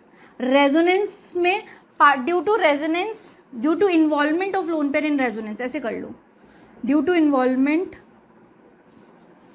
Of lone pair in resonance, ठीक है। इनके लोन पेयर एनिलीन के पे जो बेंजीन रिंग पे जो नाइट्रोजन NH2 ग्रुप है उसके नाइट्रोजन पे है लोन पेयर, जो कि बेंजीन रिंग में रेजोनेंस में पार्टिसिपेट करते हैं, जो कि अवेलेबल नहीं होते डोनेशन के लिए। That is why it is not an good base as compare to your ammonia, ठीक है। इसको नोट करो, फिर हम आगे चलते हैं। सो स्टूडेंट्स आगे चलते हैं। अब हम देखते हैं resonating structures of anilinium ion. यहाँ पे देखो ये एनिलीनियम आयन है, अगर आपको उसके रेजोनेटिंग स्ट्रक्चर्स बनाने हैं तो फिर कैसे बनाओगे। यहाँ पे कुछ नहीं होता है, यहीं अंदर बेंजीन रिंग के अंदर बॉन्ड के इलेक्ट्रॉन्स जो हैं, पाई बॉन्ड के इलेक्ट्रॉन्स की शिफ्टिंग देखने को मिलती है।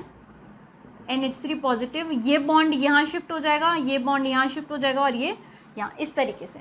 बस ये 2 ही रेजोनेटिंग स्ट्रक्चर्स आपको देखने को मिलते हैं। एनिलीन की तरह 5 स्ट्रक्चर्स देखने को नहीं मिलते, ठीक है। नेक्स्ट बात करते हैं, अगर आपके पास एनिलीन है जिसपे कि इलेक्ट्रॉन रिलीजिंग ग्रुप है, एनिलीन है अगर उसके पास इलेक्ट्रॉन विड्रॉइंग ग्रुप है, तो बेसिसिटी का ऑर्डर क्या होगा। तो देखो बच्चों, जैसे ये आपका एनिलीन है, दिस योर एनिलीन NH2, यहाँ पे कोई इलेक्ट्रॉन रिलीजिंग ग्रुप है, जैसे कि आपका OCH3 हो सकता है, आपका CH3 हो सकता है।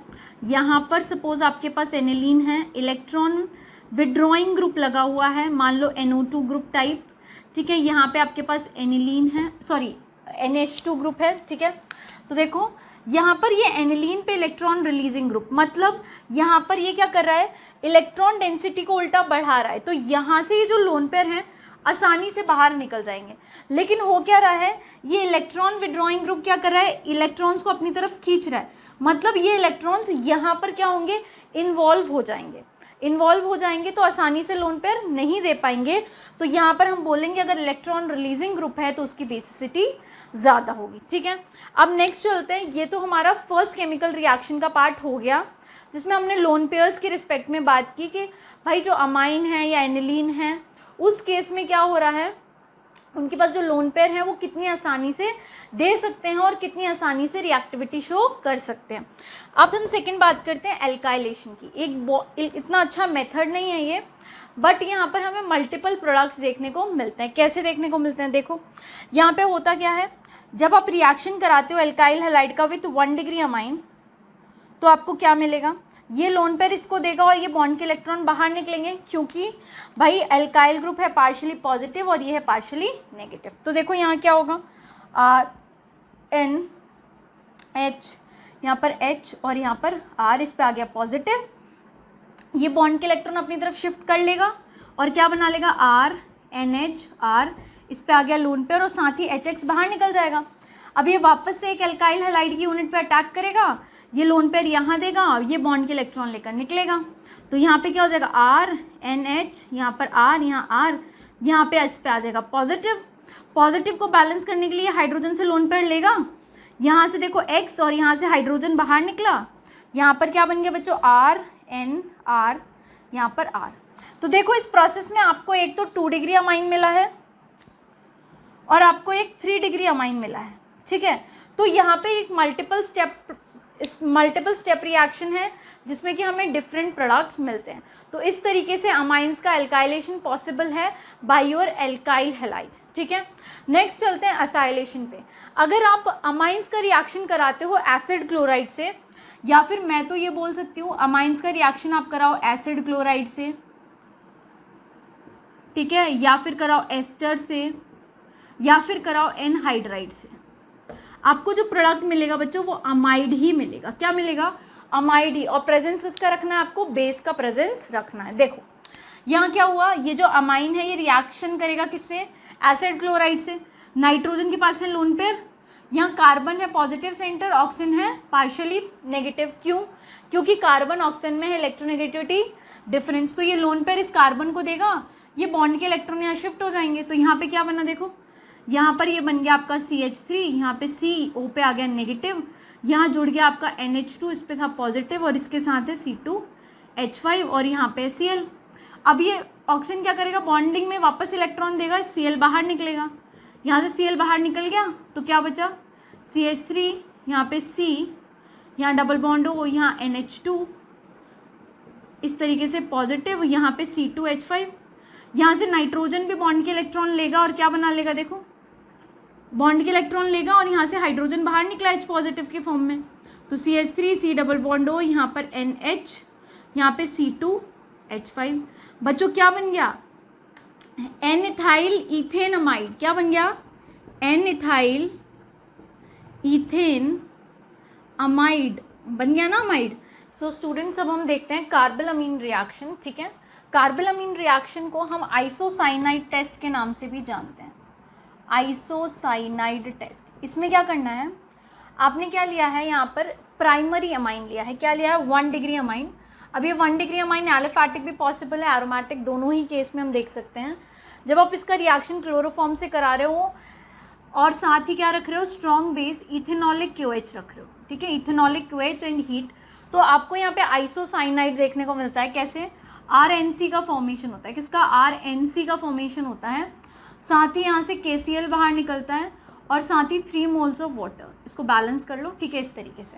तो यहाँ पे किसका फॉर्मेशन हुआ है, आइसोसाइनाइड का। तो यहाँ पर कार्बोलामीन रिएक्शन में आपको यही देखना है, जब अमाइन रिएक्ट करें क्लोरोफॉर्म से इन the presence of ethanolic base, को भी स्ट्रॉन्ग बेस है, तो यहाँ पे आइसोसाइनाइड का फॉर्मेशन होगा, ठीक है। अब चलते हैं नेक्स्ट, रिएक्शन विथ निट्रस एसिड। अगर आप निट्रस एसिड की बात करो तो HNO2 निट्रस एसिड होता है, ठीक है। इसका रिएक्शन आप अमाइन से करा रहे हो और अमाइन यहाँ पर आपने कौन सा लिया है, 1 डिग्री अमाइन। ये कौन सा अमाइन है, 1 degree amine, 1 degree aliphatic amine है, ये 1 डिग्री एरोमेटिक अमाइन है। क्लियर है ये चीज़। तो यहाँ पर 1 डिग्री अमाइंस हैं। जब आपने रिएक्शन कराया HNO2 से इन the presence of NaNO2 plus HCl, तो यहाँ पर क्या बनता है, देखो प्रोडक्ट, यहाँ पे ये जो बनता है डाइजोनियम सॉल्ट का फॉर्मेशन होता है। किसका फॉर्मेशन होता है, डायाजोनियम सॉल्ट, डायाजोनियम सॉल्ट। जब आप बात करोगे किसकी, यहाँ पर जब इसका फर्दर क्या करा रहे हो, फर्दर आप इसका हाइड्रोलिसिस कराते हो, तो हाइड्रोलिसिस कराने पे आपको क्या मिलेगा, तो देखो इसका हाइड्रोलिसिस कराओगे तो यहाँ पे एक तो आपको ROH मिलेगा, साथ ही यहाँ से नाइट्रोजन गैस बाहर निकलती है, साथ ही यहाँ से HCl बाहर निकलता है, ठीक है। तो यहाँ पे अल्कोहल का फॉर्मेशन हो जाता है, ठीक है। अब बात करो किसकी, अब अगर हम बात करें यहाँ पे एनिलीन का रिएक्शन, जब आप NaNO2 प्लस HCl से कराते हो तो यहाँ पर क्या मिलता है, देखो यहाँ मिलता है N2 प्लस Cl माइनस, ये भी डाइजोनियम सॉल्ट है, और यहाँ पर साथ ही बाहर निकलता है NaCl और साथ ही निकलता है बाहर साथ ही निकलता है यहाँ पे नाइट्रोजन गैस, सॉरी वाटर, ठीक है। एक तो NaCl बाहर निकला और यहाँ पे वाटर बाहर निकला और यहाँ पे आपका N2 प्लस Cl माइनस का फॉर्मेशन हो जाता है, ठीक है, इस तरीके से, ठीक है। अब चलते हैं नेक्स्ट रिएक्शन पे, that is reaction with aryl sulphonyl chloride. तो बच्चों अराइल का मतलब एरोमेटिक, एरोमेटिक सल्फोनिल क्लोराइड, जिसमें कि हमने यहाँ पर लिया है बेंजीन सल्फोनिल क्लोराइड, ठीक है। और बेंजीन सल्फोनिल क्लोराइड का रिएक्शन हम करा रहे हैं 1 डिग्री अमाइन से, ठीक है। और आप इसे 2 डिग्री अमाइन से भी करा सकते हो ये रिएक्शन, बट 3 डिग्री अमाइन ये रिएक्शन नहीं देते हैं, ध्यान रखेंगे। तो देखो बच्चों, बेंजीन सल्फोनिल क्लोराइड को हम हिंसबर्ग रिएजेंट के नाम से भी जानते हैं, हिंसबर्ग रिएजेंट के नाम से भी हम इसे जानते हैं, ठीक है।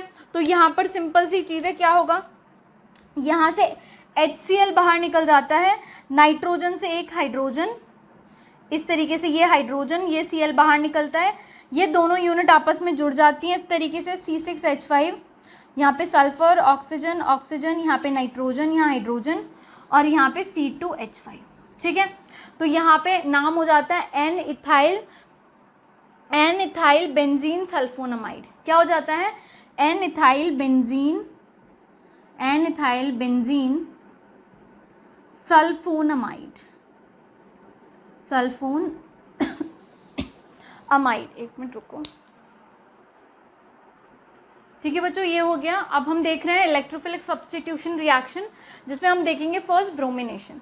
तो बच्चों यहाँ पर होता क्या है, देखो यहाँ पर ऑर्थो, पैरा एंड ऑर्थो, या फिर हम बोल सकते हैं 2, 4 एंड 6 पोजीशन पे आपको ब्रोमीन का सब्स्टिट्यूशन देखने को मिलता है जब आप एनिलीन का रिएक्शन कराते हो विथ ब्रोमीन वाटर। तो यहाँ पे देखो कुछ इस तरीके का प्रोडक्ट मिलता है आपको, यहाँ पे NH2, यहाँ पर Br, यहाँ पर Br, यहाँ पर आपका Br, इस तरीके से, ठीक है। तो यहाँ पर देखो आपके पास ट्राई सब्सटीट्यूटेड कंपाउंड मिल रहा है एज एन प्रोडक्ट। तो ये क्या है, हम इसको नाम दे सकते हैं 2,4,6 ट्राइब्रोमो एनिलीन।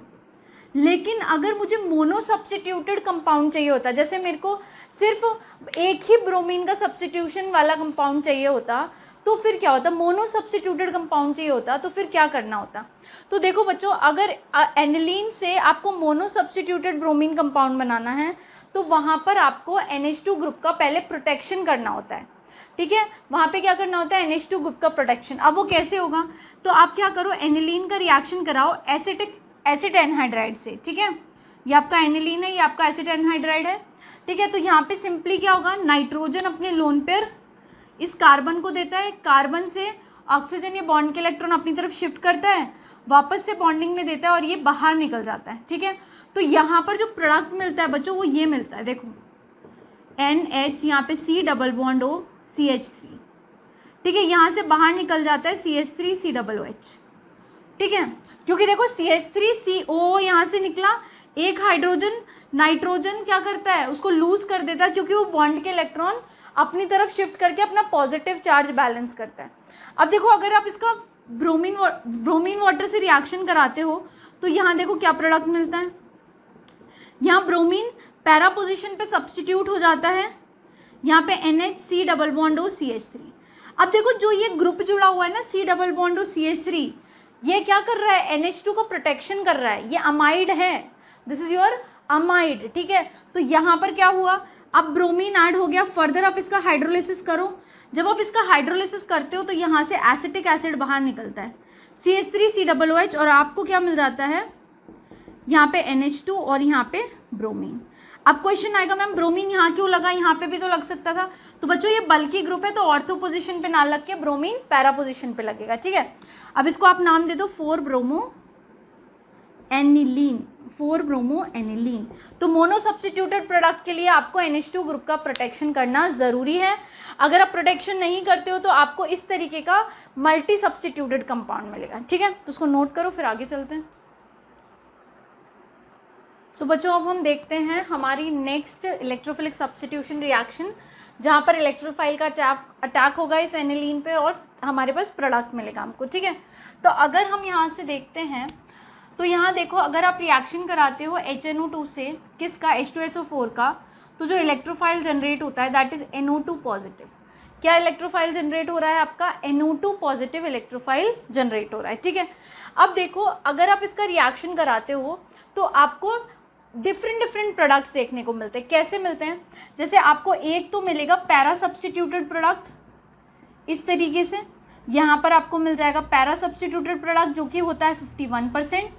एक आपको मिलता है मेटा सब्स्टिट्यूटेड प्रोडक्ट जो कि होता है आपका NO2, ये होता है आपका 47%, ठीक है। और यहाँ पर ये कैसा है, मेटा सब्स्टिट्यूटेड प्रोडक्ट है, ठीक है।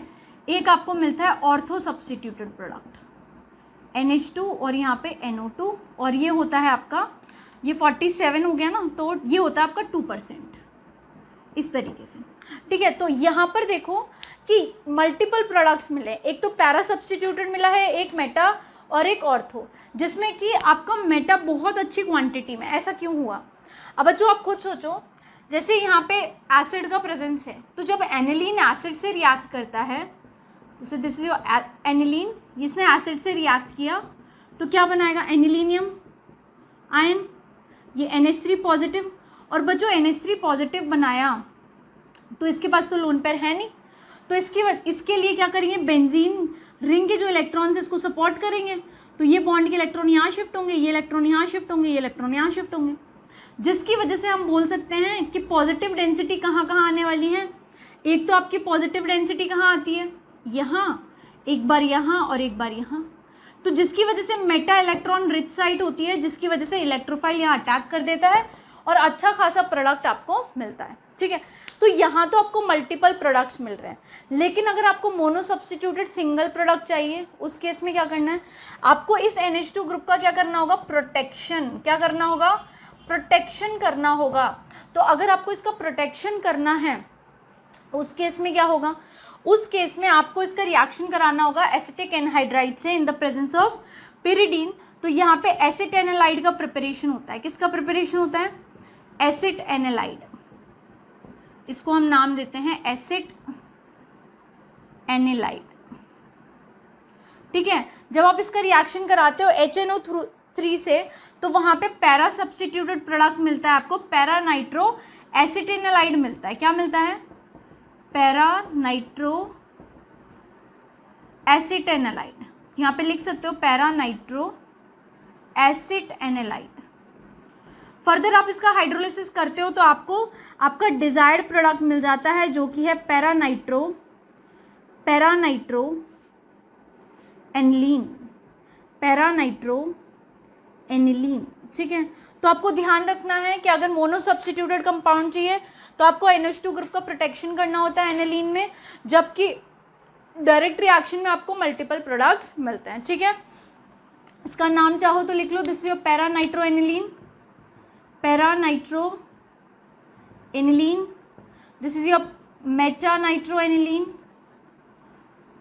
चाहो तो आयुपैक के हिसाब से करोगे तो 4 नाइट्रो एनिलीन हो जाएगा, ये 3 नाइट्रो एनिलीन हो जाएगा, ये 2 नाइट्रो एनिलीन हो जाएगा। मैंने कॉमन नेमिंग में लिख दिया, कोई प्रॉब्लम नहीं है इसमें भी, ऑर्थो नाइट्रो एनिलीन, ठीक है, इस तरीके से। अब नेक्स्ट चलते हैं सल्फोनेशन पे। जब आप एनिलीन का रिएक्शन कराते हो H2SO4 के साथ, किसके साथ, H2SO4 के साथ, तो देखो यहाँ पे कुछ इस तरीके का प्रोडक्ट मिलता है, दैट इज NH3 पॉजिटिव और साथ ही मिलेगा HSO4 माइनस, इस तरीके से, ठीक है। अब जब आप इसकी फर्दर हम बोलते हैं कि आप इतने टेम्परेचर पे इसकी हीटिंग करते हो, तो यहाँ पर देखो क्या प्रोडक्ट मिलेगा, यहाँ पे कुछ इस तरीके से प्रोडक्ट मिलता है NH3SO3H, ठीक है। और यहाँ पर ये क्या होता है, इंटर कन्वर्टेबल, और ये ज्विटर आयन बनाता है, ठीक है। तो यहाँ पर हम लिख देते हैं, सॉरी ये NH2 है, यहाँ पे ये हो जाता है NH3 पॉजिटिव और ये हो जाता है SO3 माइनस, इसको हम बोलते हैं ज्विटर आयन, इसको हम क्या बोलते हैं। सो यहाँ पर ये था आपका सल्फोनेशन, जिसमें कि आपने एनिलीन का रिएक्शन कराया H2SO4 के साथ, उस केस में आपका क्या बना है, एनिलीनियम हाइड्रोजन सल्फेट, ठीक है। और जब इसका आपने हीटिंग किया अराउंड 453 to 473 केल्विन, तो आपका ये क्या बना है, सल्फेनालिक एसिड, सल्फेनालिक एसिड। और यहाँ पर देखो प्रोटॉन ट्रांसफर हो रहा है, यहाँ से हाइड्रोजन यहाँ जा रहा है, तो SO3 माइनस हो रहा है और ये NH3 पॉजिटिव, और इसको हम बोलते हैं आपका ज्विटर आयन, ठीक है। तो इस तरीके से आपको इलेक्ट्रोफिलिक सब्स्टिट्यूशन रिएक्शन में ब्रोमिनेशन में ध्यान रखना है कि आपको प्रोटेक्शन करना है NH2 ग्रुप का फॉर मोनो सब्स्टिट्यूटेड प्रोडक्ट, नहीं तो आपको क्या मिलेगा 2,4,6 ट्राई ब्रोमो एनिलीन, ठीक है। अगर आप बात करो नाइट्रेशन के केस में, तो अगर आपको मोनो सब्स्टिट्यूटेड प्रोडक्ट चाहिए, उस केस में आपको NH2 ग्रुप का प्रोटेक्शन करना होगा, ठीक है। यहाँ पर क्या है, यहाँ पे प्रोटेक्शन हो गया है, एसिटेनालाइड का फॉर्मेशन हुआ है, तो यहाँ पर हम बोल सकते हैं कि मोनो सब्स्टिट्यूटेड प्रोडक्ट मिला है। अगर नहीं करते तो यहाँ पे आपको इस तरीके से मल्टीपल डिफरेंट प्रोडक्ट्स मिलते हैं which are para, meta and ortho substituted, ठीक है। तो बच्चों यहाँ पर हमने कंप्लीट कर लिया है आपका electrophilic substitution reaction as well. तो यहाँ सारे के सारे amines related chemical reactions are been covered. अब हमने इस चैप्टर को कंप्लीट कर लिया, एज वेल एज हमने आपके सारे के सारे one shot revision as per your term two board examination भी कंप्लीट कर लिया है। So all the best for your examination. मिलते हैं नेक्स्ट क्लास में। Thank you.